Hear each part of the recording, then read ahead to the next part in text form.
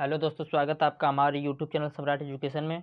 दोस्तों, इस वीडियो में आप लोगों के लिए बीएससी एग्रीकल्चर फर्स्ट ईयर के second semester fundamental of plant pathology का टॉपिक 3 पार्ट 2 वीडियो लेकर आया हूं, जिसका पार्ट 1 हो गया है। दोस्तों, आप लोग डिस्क्रिप्शन में लिंक है, जाके वहां से वीडियो को देख सकते हैं।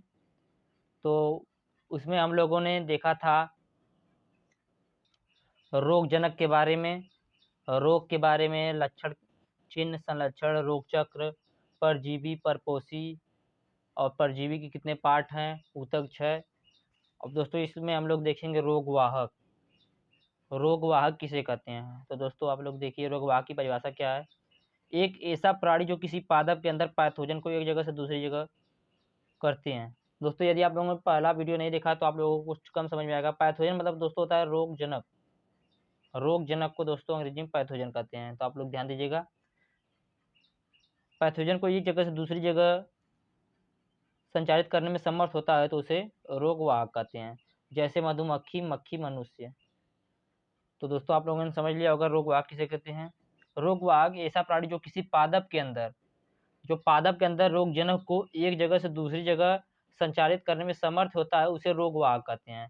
जैसे दोस्तों मधुमक्खी हो गया, मनुष्य हो गया, मक्खी हो गया। चलते हैं अगले पे। अतिवृद्धि या हाइपरट्रॉफी और दूसरा है अतिप्रधन या हाइपरप्लेसिया। तो दोस्तों, अतिवृद्धि या हाइपरट्रॉफी किसे कहते हैं? परपोषी कोशिकाओं में असामान्य परिवर्तन के कारण उत्पादक अतिवृद्धि हाइपरट्रॉफी कहलाता है। तो दोस्तों, आप लोगों ने पहला पार्ट देखा होगा तो आप लोगों को पता होगा कि परपोषी किसे कहते हैं। आप लोगों ने नहीं देखा है तो मैं बता देता हूँ। एक जीवित जीव जिस पर परजीवी आक्रमण करता है, उसे अपना पोषण प्राप्त करता है तो उसे परपोषी कहते हैं। तो दोस्तों, और इसका उदाहरण अतिवृद्धि का परिभाषा क्या है? परपोषी कोशिकाओं के असामान्य परिवर्तन के कारण उत्पादक अतिवृद्धि हाइपरट्रॉफी कहलाता है। आप लोग ध्यान दीजिएगा। दूसरा है अतिप्रधन हाइपरप्लेसिया। अतिप्रधन हाइपरप्लेसिया, परपोषी में रोगजनक के प्रभाव के कारण उद्दीपक होने वाली कोशिका विभाजन का बढ़ जाना और उसके पादप द्वारा अतिवृद्धि होना अतिप्रधन या हाइपरप्लेसिया कहलाता है। दोस्तों, ध्यान दीजिएगा। परपोषी में रोगजनक के प्रभाव के कारण उद्दीपक होने वाले कोशिका विभाजन का बढ़ जाना, जिसमें कोशिका विभाजन बढ़ जाता है और उसके द्वारा पादप की अतिवृद्धि होने लगता है, पादप की अतिवृद्धि होता है, तो दोस्तों अतिप्रधन या हाइपरप्लेसिया कहलाती है। तो ध्यान दीजिएगा। आप लोग अगले टॉपिक पे चलते हैं। ऊतकपोषी या मृतजीवी। ऊतकपोषी या मृतजीवी किसे कहते हैं दोस्तों? आप लोग देखिए, देखने से लग रहा है मृतजीवी मतलब मरे हुए।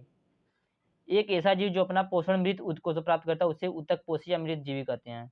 दोस्तों, ऐसा जीव जो अपना पोषण मृत ऊतकों से प्राप्त करता है उसे क्या कहते हैं? ऊतकपोषी या मृतजीवी। यह चैप्टर बहुत ही इंपॉर्टेंट है, आप लोग ध्यान दीजिएगा। और इसका पीडीएफ आप लोगों को चाहिए तो डिस्क्रिप्शन में व्हाट्सएप ग्रुप का लिंक और व्हाट्सएप नंबर है, वहाँ से मैसेज करके आप इसका पीडीएफ ले सकते हैं।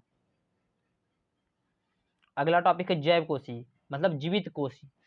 दोस्तों, देखने से ही पता चल जा रहा है, फिर भी आप लोग देख लीजिए इसका परिभाषा। ऐसा जीव जो अपना पोषण सजीव ऊतकों से प्राप्त करता है उसे जैव कोशी कहते हैं। ऐसा जीव जो अपना पोषण सजीव ऊतकों से प्राप्त करता है उसे क्या कहते हैं? जैव कोशी कहते हैं। इसके बाद आता है दोस्तों पृथक्करण या आइसोलेशन। आइसोलेशन किसे कहते हैं दोस्तों? परपोषी से रोगजनक को अलग करना। इसको मैं आप लोगों को एक उदाहरण के माध्यम से समझाता हूँ। जैसे दोस्तों, अभी हम लोगों के सामने कोरोना जो था, तो आप लोग मान लीजिए जो कोरोना है वह एक भीड़ है। कोरोना दोस्तों एक भीड़ है, और जिसको कोरोना हुआ है, जैसे मान लीजिए दोस्तों इसको कोरोना हो गया है, तो इसको पैथोजन और भीड़ से अलग कर देते हैं। दोस्तों, इसको मान लीजिए कोरोना हो गया तो इसको पैथोजन और भीड़ से अलग कर देते हैं और उसके ऊपर निगरानी रखते हैं। मतलब दोस्तों इसे आइसोलेशन में डाल देते हैं। जैसे जिसको कोरोना हो जाता था उसको भीड़ से अलग कर देते थे, और दोस्तों इसमें क्या है, इसको भीड़ से और रोगजनकों से अलग कर देंगे और उस पर निगरानी रखेंगे। तो वही दोस्तों पृथक्करण या आइसोलेशन है। तो आप लोग ध्यान दीजिएगा, पृथक्करण आइसोलेशन किसे कहते हैं? परपोषी से रोगजनक को अलग करना। अब दोस्तों इसके बाद आता है प्रतिजीविता, प्रतिजैविक। प्रतिजीविता और प्रतिजैविक। प्रतिजीविता के अंग्रेजी में कहते हैं एंटीबायोसिस और प्रतिजैविक को कहते हैं एंटीबायोटिक। तो चलिए देखते हैं। प्रतिजीविता किसे कहते हैं? एक सूक्ष्म जीव के द्वारा उत्पन्न रसायन पदार्थ की यौगिक जिसके द्वारा दूसरे जीव को नष्ट किया जाता है उसे प्रतिजीविता कहते हैं। दोस्तों समझिएगा, एक सूक्ष्म जीव के द्वारा उत्पन्न रसायन, किसी सूक्ष्म जीव के द्वारा जो उत्पन्न रसायन है, रसायन पदार्थ की यौगिक जिसके द्वारा दूसरे जीव को नष्ट कर दिया जाता है तो उसे प्रतिजीविता कहते हैं। जिसे उदाहरण के माध्यम से आप लोगों को समझाते हैं। जैसे दोस्तों कोई एक जीव है, यह एक जीव है दोस्तों, इससे दोस्तों रासायनिक पदार्थ निकाला जाता है, रासायनिक पदार्थ निकाला जाता है। इससे जो रासायनिक पदार्थ निकला है, इसे जो रासायनिक पदार्थ निकला है उसे किसी दूसरे जीव को नष्ट कर दिया जाता है तो दोस्तों इसी को प्रतिजीविता कहते हैं। आप लोग समझिएगा दोस्तों, कोई एक जीव है, इससे जो रासायनिक पदार्थ निकला उस रासायनिक पदार्थ से किसी दूसरे जीव को नष्ट कर देते हैं तो उसी को प्रतिजीविता कहते हैं। आप लोग समझ गए होंगे। और दोस्तों इसके बाद आता है प्रतिजैविक। तो दोस्तों प्रतिजैविक किसे कहते हैं? किसी सूक्ष्म जीव द्वारा उत्पन्न यौगिक को प्रतिजैविक कहते हैं। दोस्तों किसी जीव द्वारा उत्पन्न जो यौगिक होता है उसे प्रतिजैविक कहते हैं। इसके बाद आता है दोस्तों अति संवेदनशीलता। अब अति संवेदनशीलता किसे कहते हैं? यह कुछ रोग जनकों के प्रति पादप की स्थानीय क्रिया होती है जिसमें पादप की प्रभावी ऊतकों की शीघ्र मृत्यु हो जाती है। यह जो है दोस्तों, यह कुछ रोग जनकों के प्रति पादप की स्थानीय क्रिया होती है जिसमें पादप की प्रभावी ऊतकों की शीघ्र मृत्यु हो जाती है।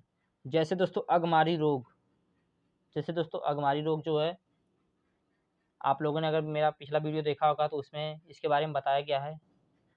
तो अगमारी रोग अप्रतिबंधित ऊतक क्षय के लक्षण हैं जिसमें पौधे के सभी अंग आदि के ऊतक की मृत्यु हो जाती है। जैसे दोस्तों टमाटर में अगेती अगमारी रोग लग गया था जिससे बहुत ही नुकसान हो गया था। इसके बाद है दोस्तों डंपिंग ऑफ, इसको हिंदी में आर्द्र गलन या आर्द्र पतन कहते हैं, आर्द्र गलन या आर्द्र पतन। तो दोस्तों इसकी परिभाषा देखते हैं। मृदा कवकों के द्वारा उत्पन्न पादप की संक्रमित रोगग्रस्त अवस्था है। यह दोस्तों मृदा कवकों के द्वारा उत्पन्न पादप की संक्रमित रोगग्रस्त अवस्था है जिसके अंदर पादप का तना भूमि के समीप से गल कर नष्ट हो जाता है तो इसे डंपिंग आप कहते हैं। दोस्तों यह सबसे ज़्यादा पपीता में होता है। पपीता में दोस्तों समझाते हैं आप लोगों को। पपीता का दोस्तों पेड़ जैसे ये है दोस्तों, यहाँ से इसका तना भूमि से गलकर नष्ट हो जाता है तो दोस्तों इसी को डंपिंग ऑफ या आर्द्र गलन या आर्द्र पतन कहते हैं। तो आप लोग समझ गए होंगे। अब दोस्तों इसके बाद आता है आशिता। आशिता किसे कहते हैं? रोगी पौधे या किसी दूसरे जीवधारी की सतह के ऊपर मिलने वाले मृदुल रूमिल, रोगी पौधे या किसी दूसरे जीवधारी की सतह के ऊपर मिलने वाले मृदुल रूमिल कवक या चूडिक कवक वृद्धि को आशिता कहते हैं। जैसे दोस्तों कवक, जैसे कवक, यह दो प्रकार के होते हैं दोस्तों, चूर्णिक कवक, मृदुरोमिल। अब दोस्तों चूर्णिक कवक का मतलब दोस्तों पहले ही पता चल जाए कि चूर्ण के जैसा होगा, और दोस्तों मृदुरोमिल से मतलब कोमल होगा, सॉफ्ट होगा। तो दोस्तों चलते हैं अगले टॉपिक पे। कंडवा रोग। दोस्तों कंडवा रोग किसे कहते हैं? यह वह रोग है जो संक्रमित पौधे पर काले कलर के कवक के बीजाणु देखने को मिलते हैं। दोस्तों यह वह रोग है जिसमें काले कलर के कवक के बीजाणु देखने को मिलते हैं। जैसे दोस्तों यह पौधा हो गया दोस्तों, इस पे संक्रमित जगह पर काले कलर के, यहाँ पे दोस्तों काले कलर के कवक के बीजाणु दिखेंगे तो इसी को कंडवा रोग कहते हैं। इसके बाद आता है दोस्तों रस्ट या कीट रोग। तो दोस्तों इसमें जन्म के समय वृद्धि दिखाई देती है, इसमें दोस्तों जन्म के समय वृद्धि दिखाई देने लगती है। जैसे दोस्तों कोई पत्ता है दोस्तों, वृक्ष है, इसमें दोस्तों जन्म के समय ही जगह जगह पे धब्बे दिखाई देने लगते हैं तो दोस्तों इसी को रस्ट या कीट रोग कहते हैं। इसके बाद है दोस्तों श्यामवर्ण। श्यामवर्ण यह दोस्तों देखने में ही लग रहा है कि यह सांवला रंग का होगा। इसमें यह एक रोग है, इसमें प्लांट के टिश्यू उनके धब्बे कलर के रूप में दिखाई देते हैं। दूसरे श्याम वर्ण जो है यह एक रोग है, यह एक रोग है। श्याम वर्ण यह एक रोग है जिसमें प्लांट के टिश्यू जिसमें प्लांट के टिश्यू होते हैं उनके धब्बे कलर के रूप में दिखाई देते हैं। तो दोस्तों ध्यान दीजिएगा। इसके बाद है दोस्तों धब्बा, धब्बा या स्पॉट, आप लोग देख लीजिए। इसके बाद दोस्तों धब्बा, धब्बा या स्पॉट इसे कहते हैं अंग्रेजी में। तो दोस्तों इसका उदाहरण जैसे मान लीजिए कोई पत्ता है दोस्तों, कहीं पे कुछ रोग लग जाता है तो उसकी उस पर धब्बा आ जाता है या कोई चिन्ह आ जाता है, तो दोस्तों इसी को धब्बा कहते हैं।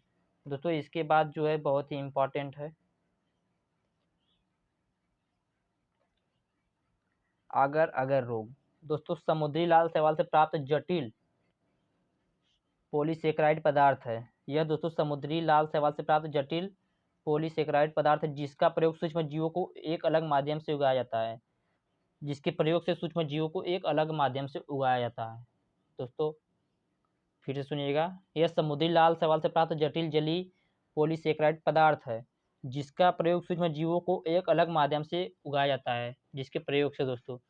तो दोस्तों यह थे आपका तीसरा टॉपिक कंप्लीट हो गया, terms and concept in plant pathology. अब दोस्तों इसके बाद आप लोगों को चौथा टॉपिक का वीडियो मिलेगा। आप लोगों को यदि भी इसका पीडीएफ चाहिए तो डिस्क्रिप्शन में व्हाट्सएप ग्रुप का लिंक और व्हाट्सएप नंबर है, वहाँ से मैसेज करके आप इसका पीडीएफ ले सकते हैं। जय हिंद।